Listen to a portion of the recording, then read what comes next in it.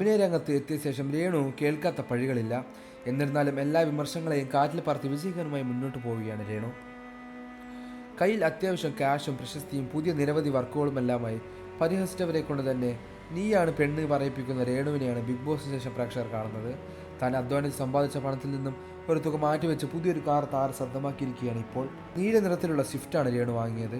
മക്കളായ കിച്ചുവിനും ഋതുവിനും കുടുംബാംഗങ്ങൾക്കും സുഹൃത്തുക്കൾക്കും ഒപ്പമാണ് രേണു കാർ ഡെലിവറിക്ക് എത്തിയത്.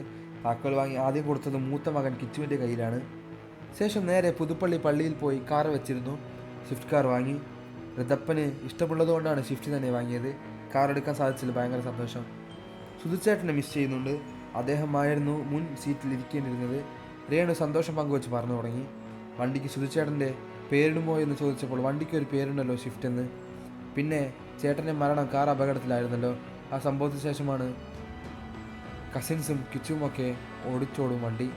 ഇപ്പോഴും ഉദ്ഘാടനങ്ങൾക്ക് പോകുന്നത് ബസ് ബുക്ക് ചെയ്തതാണെന്നും രേണു കൂട്ടിച്ചേർത്തു. അമ്മ സ്വന്തമായി വാഹനം വാങ്ങിയതിൽ സന്തോഷമുണ്ട്. അങ്ങനെ ഒരു സാഹചര്യത്തിലേക്ക് കാര്യങ്ങൾ എത്തിയില്ലേ. അമ്മയ്ക്ക് പുതിയ പുതിയ നേട്ടങ്ങൾ ഉണ്ടാകുന്നത് നല്ലൊരു കാര്യമാണ്. കാർ എടുക്കാൻ ആഗ്രഹിക്കുന്ന കാര്യം എന്നോട് പറഞ്ഞിരുന്നു. ഞാൻ കാറെടുത്ത സമയത്ത് അമ്മ ദുബായിലായിരുന്നു എന്ന് മകൻ കിച്ചുവും പറഞ്ഞു. തൻ്റെ പേരിൽ പ്രചരിക്കുന്ന വിവാദങ്ങൾക്കും രേണു മറുപടി നൽകി. അബോർഷൻ കേസിനെ കുറിച്ച് ചോദിച്ചാൽ അതൊക്കെ വരട്ടെ, പെണ്ണാണെങ്കിൽ അങ്ങനെയൊക്കെ ഉണ്ടാകും, അതിന് മറ്റുള്ളവർക്ക് എന്താ, ഓരോന്നും പറയുന്നവർക്കൊക്കെ എന്താ പ്രശ്നം, ഈ പറയുന്നവരൊക്കെയാണല്ലോ ഉത്തരവാദികളല്ലല്ലോ, അവരോടൊക്കെ പോകാൻ പറ. രേണു സുധിക്ക് ഇത്തരം കാര്യങ്ങളൊക്കെ അത്രയേ ഉള്ളൂ. അങ്ങനെ ആരെങ്കിലും അല്ലേലും ഇവനൊക്കെ എന്താ, പള്ളിമുറ്റം നിൽക്കുന്നത് കൊണ്ട് കൂടുതലൊന്നും പറയുന്നില്ല.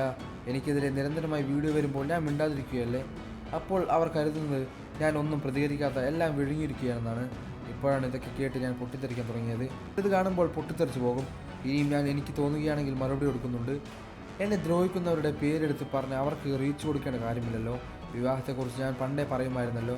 ആലോചനകൾ മുമ്പ് നിരവധി വന്നിട്ടുണ്ട് എന്ന് ആലോചനയുമായി വന്നവർ വേറെ കെട്ടിപ്പോയെന്ന് തോന്നുന്നു.